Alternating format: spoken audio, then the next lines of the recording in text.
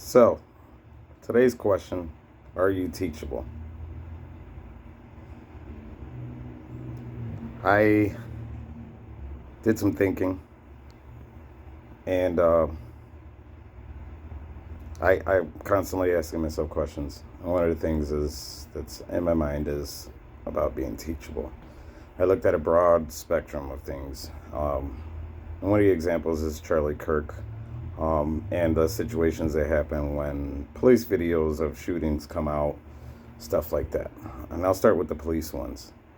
So we always have this selfish desire that we want to lean towards a certain direction because we have some sort of belief in our mind. A police video could come out about somebody getting shot. And right away you have two sides. You have a side that says, oh, police, we got to protect the police. And you got another side that says, okay, against the police. You know what I mean? And then you have that fine line in the middle where you got some people that'll sit there and say, hey, the whole story's not out yet. Let's wait. Those are the logical thinkers. You know what I mean? Because you never know. And either way, if you choose a side, you end up at some point becoming a victim of your beliefs, right? So you have the side that believes it's police brutality. And then the story comes out and everything leaks. Oh, the guy had a gun. You know, he pointed at officers, he shot them. Now all those people go silent because they feel dumb. And then you have the other side where there's been situations where the cop was overstepping. And now the side that was against the police feels empowered and the other people feel stupid. You know what I mean? But those people that stood in the middle, no one pays any mind, right? Those are the people that are teachable. Right now we have situations where conversations could be brought up. You know what I mean? And in those conversations, you got to ask where you stand. What party are you in? We have a lot of people. We have a lot of Charlie Kirks right now after he was murdered. Okay? And you've got a lot of people that want to step forth. They feel empowered. They feel pumped. You know what I mean? That they're Charlie Kirk now, and they want to go out there and they want to start these debates and everything. All the while, they chose a side. They're not in the middle. That fine line of being teachable, that's what Charlie Kirk really was. He was teachable, okay? And many times, if you were to go back in the past, you could look at a lot of his videos and where he changed his stance on things. I mean, Israel was an example. Christianity was an example. Where he had a different belief system and then he changed his view. Why? Because he was teachable. He engaged in a healthy conversation and debates with the mentality that if somebody comes forth with some information, he was willing to listen because if there's potential that he could be taught something that he didn't understand.